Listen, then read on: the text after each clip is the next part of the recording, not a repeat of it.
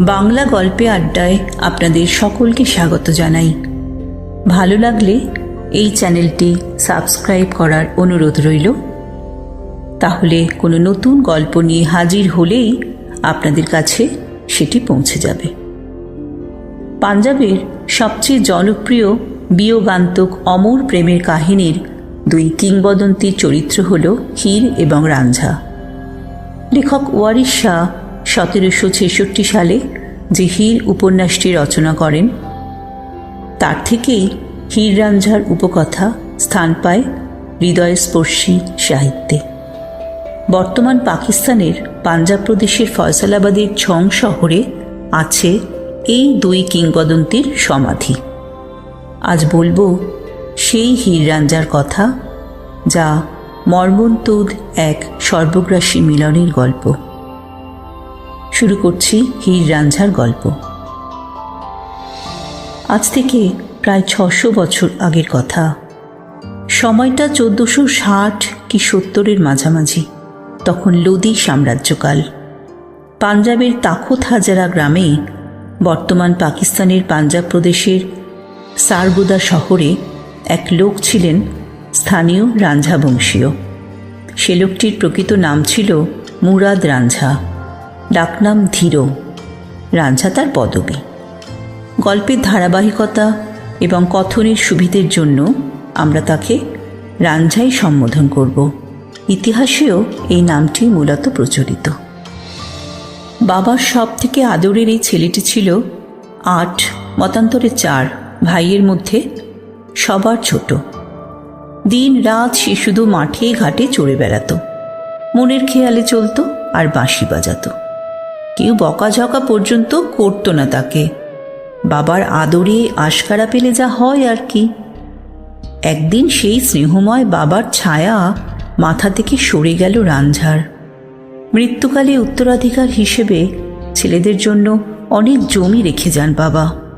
তার মৃত্যুর পর রাঞ্ঝার বাকি ভাইয়েরা ভাবল, রাঞ্ঝা যেহেতু অলস বোকা, বাড়ির বা বাইরের কাজে মন না দিয়ে কেবল বাঁশি বাজায়, তাই তাকে সব থেকে অনুর্বর অংশটা দেওয়া হোক। ধূর্ত ভাইদের কাছে বলির পাঁঠা হওয়া রাঞ্ঝা এসবে ক্ষিপ্ত হয়ে ছাড়ল বাড়ি। জীবনের নতুন মানে খোঁজার আশায় চেহনাব নদীর দক্ষিণের অজানা গন্তব্যে পা বাড়াল রাঞ্ঝা। একসময় রাঞ্ঝা এসে পৌঁছল ঝং নামের একটি গ্রামে। গ্রামে ঢুকেই সে পৌঁছল এক খামারি জমিতে, যার বিস্তীর্ণ মাঠে চড়ে বেড়াচ্ছে গরু। সতেজ ফসলে মাঠ ঘাট ছড়াচ্ছে জেল্লা। মুগ্ধ রাঞ্ঝা সেই জমির মালিকের কাছে কাজ চাইল। জমির মালিক সাইয়াল বাড়ির প্রধান চুচক সাইয়াল ভাড়ায় খাটা কর্মী হিসেবে রাঞ্ঝাকে নিতে রাজি হলেন। এরপর গল্পে আগমন ঘটল নায়িকার। প্রকৃত নাম ইজ্জত বিবি, ডাকনাম হীর। হীর মানে হীরা। নামের মতোই দীপ্তিমাখা যেন সে। হীর ছিল চুচক সাইয়ালের মেয়ে। অসাধারণ রূপবতী হীর, জীবনানন্দের বনলতার মতোই চোখের দুদণ্ড স্বস্তির কারণ। ওয়ারিশার ভাষায় চাঁদের মতো মুখ, মকমলে মোড়ানো মূল্যবান রত্নের মতো আভা ছড়ানিয়া চোখ, জেসমিনের পাপড়ির মতো উজ্জ্বল দাঁত, রুবির মতো লাল ঠোঁট এবং হোসেনের তরবারির অগ্রের মতো টিকলো নাক। এই সুন্দরী ললনার মনোযোগ আবার শুরুতেই আটকে গেল এলাকার নতুন সদস্য রাঞ্ঝার ওপর। রাঞ্ঝার লম্বা চুল, বলিষ্ঠ দেহ, বাঁশির সুমধুর মূর্ছনা তাকে আকর্ষণ করতে লাগল। চোখে চোখে কথা হতে হতে মনের টানে বাধা পড়ল হীর। ধীরে ধীরে প্রেমে পড়ে গেল রাঞ্ঝার। ওদিকে রাঞ্ঝাও রূপবতী হীরকে ভালো না বেশে পারল না। বাধাহীনভাবে এভাবেই তাদের প্রেম এগোলো কয়েকটি বছর। দুর্ভাগ্যবশত খারাপ বা ভালো কোনোটাই স্থায়ী নয়। হীরের কূটবুদ্ধি সম্পন্ন চাচা কাইডু একদিন হীর রাঞ্ঝার প্রণয় হাতে নাতে আবিষ্কার করে ফেললেন। তিনি তখন হীরের বাবাকে চাকরের সাথে হীরের প্রেমের সব কথা বলে দেন। হীরের বাবা মা হীরকে ডেকে এনে বোঝালেন। হীরের অবশ্য সেদিকে থোড়াই কেয়ার।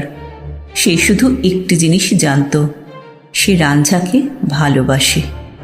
উপায়ন্তর না দেখে হীরের বাবা মা গ্রামের কাজীকে ডেকে আনলেন শরিয়া আইনের দ্বারা ব্যাপারটি সমাধান করবার জন্য। কাজী হীরকে বোঝালেন, দেখো হীর, তুমি একজন মুসলিম মেয়ে, বাবা মার পছন্দ ও তাঁদের সম্মানের ব্যাপারটি তোমার দেখা উচিত। হীর তখন সাফ জবাব দিল, নেশা করা একটা ব্যক্তির থেকে মাদক চিনিয়ে নিতে পারবেন আপনি? হীর থেকে রাঞ্ঝাকে আপনারা কেউই আলাদা করতে পারবেন না। কেউ যদি আমাদের মিলন খণ্ডাতে পারে তবে তা কেবল আল্লাহ। হীরের হাতে একটি ক্ষত চিহ্ন ছিল, তপ্ত লোহায় পোড়া ক্ষত। হীর সেদিকে তাকিয়ে বলল, সত্যিকারের প্রেম হচ্ছে এই ক্ষতর মতো, সেটির দাগ রয়েই যাবে। হীরের বাবা মা বুঝে গেলেন আর কোনোই আশা নেই, মেয়েকে আর বুঝিয়েও কোনো লাভ হবে না। তাই তারা মেয়েকে জোরপূর্বক স্থানীয় মৌলভী সাইদা খাইরার সাথে বিয়ে দিতে চাইলেন। বিয়ের দিন হীরকে কাজী যখন জিজ্ঞেস করলেন সে এই বিয়েতে রাজি কিনা, হীর মুখের ওপর না বলে দিল। লোক লজ্জায় ভয়ে কিছু না বলেই আকস্মিকভাবে হীরের বাবা বিয়ের কাগজে হীরের হয়ে সই করে দেন। হীর বলতে লাগলো, রঞ্জার সাথে তার আগেই বিয়ে হয়ে আছে, আল্লাহর স্বাক্ষর ছিল তাতে। কিন্তু তার কথা যেন কেউ আমলেই নিল না। বিয়ের পর জোর করে তাকে নিয়ে যাওয়া হলো দূরের গ্রামে সাইদার বাড়িতে। হতভাগ্য রাঞ্জা তার হীরের এই করুণ কাহিনী শুনে দিশাহীন হয়ে পড়ল। সে কোনোদিন কল্পনাও করতে পারে না যে তার হীরকে তার দেখতে হবে অন্য কারো বাহুডোরে। উদ্ভ্রান্তের মতো সে ছুটে গেল বনে, শোক বুকে চেপে নিজের অচেনায় নিজেকে বিলীন করতে, রূঢ় বাস্তব থেকে পালাতে। সেখানে তার দেখা হয় সাইবা নামের এক যোগীর সাথে। তার মাধ্যমে তোল্লা জঙ্গিয়া পাহাড়ে রাঞ্ঝার পরিচয় হয় গোরাখনাথ যোগীর সাথে। সেখানেই সে সিদ্ধান্ত নিল তাদের সাথে থেকে যাবার। এভাবে দিন যায়, মাস যায়, কান ফুরিয়ে গায়ে ছাই মেখে পুরো দোস্তর যোগী বনে যায় রাঞ্ঝা। যাযাবরের মতো ঘুরতে থাকে এ গ্রাম থেকে ও গ্রাম, সাথে থাকে ভিক্ষের থালা। ভাগ্যের পরিহাসে একদিন রাঞ্ঝা কড়া নাড়ল সাইদার সদর দরজায়। হীরের ননদ, অর্থাৎ যার সঙ্গে জোর করে হীরের বিয়ে দেওয়া হয়েছিল, সেই সাইদার বোন সেহতি দরজা খুলে দেখতে পেল সুদর্শন তরুণ এক যোগীকে। সেহতি হীরের প্রেমের ব্যাপারটা জানত। হীরের অসম্মতিকে বুড়ো আঙুল দেখিয়ে বিয়ে করে ভাইয়ের সংসার করে যাওয়া পছন্দ ছিল না সেহতির। তার মতে ইচ্ছের বিরুদ্ধে এই সংসার হলো বলাৎকারের নামান্তর, যা ইসলামে নিষিদ্ধ। নীতির তাড়নায় ভাইয়ের অন্যায়ের মাসুল চোকাতে সে হীরকে বলল রাঞ্ঝার সাথে পালিয়ে যেতে। শেষ অবধি ঘর ছাড়ল হীর। চেহেনাব নদী পেরিয়ে রাঞ্জা ও হীর পালিয়ে গেলেও শেষ রক্ষা হল না। রাজা আদালির রাজ্যে এসে খেরা সৈন্যদের হাতে তারা ধরা পড়ল। সৈন্যরা তাদের নিয়ে গেল রাজার কাছে। তিনি জানতেন হীর রাঞ্ঝার পুরো ঘটনা। রাজা আদালি এক কাজী ডেকে ঘটনার মীমাংসা করতে চাইলেন। সেই আদালতে উপস্থিত ছিলেন হীরের চাচা কাইডু। তিনি এসেছিলেন রাঞ্ঝার বিরুদ্ধে মিথ্যা সাক্ষ্য দিয়ে রাঞ্ঝাকে ফাঁসাতে। কিন্তু আদালত কার্যের এক পর্যায়ে হীরের রূপলাবণ্য দেখে আদালির মাথা খারাপ হবার জোগাড়। তিনি বিচার কার্য বাদ দিয়ে হীরকে রেখে দিলেন প্রাসাদে হীন কামনা চরিতার্থ করতে। প্রাসাদের বাইরে নিক্ষিপ্ত হয়ে ক্রোধে ক্ষোভে বিস্ফোরিত রাঞ্ঝা অভিশাপ দিতে লাগল গোটা রাজ্যকে। চিৎকার করে বলতে লাগল, এ অন্যায় আল্লাহ সইবে না। ওদিকে রাতে হীরের কক্ষে যেই রাজা প্রবেশ করলেন, অমনি তার শরীরে অলৌকিকভাবে ধরে গেল আগুন। পেয়াদা প্রজারা রাজাকে কোনো রকমে জীবিত উদ্ধার করলেও রাজ্যের নিরাপত্তার ও ঐশ্বরিক শাস্তির ভয়ে তারা হীর রাঞ্ঝাকে ছেড়ে দিল। এরপর সেই অঞ্চলের সকলে মিলে রাঞ্ঝা হীরের বিয়ের আয়োজন করল ধুমধাম করে। গল্পটা এখানেই শেষ হতে পারত, কিন্তু নিয়তি হয়তো শেষটায় অন্য কিছু ভেবে রেখেছিল।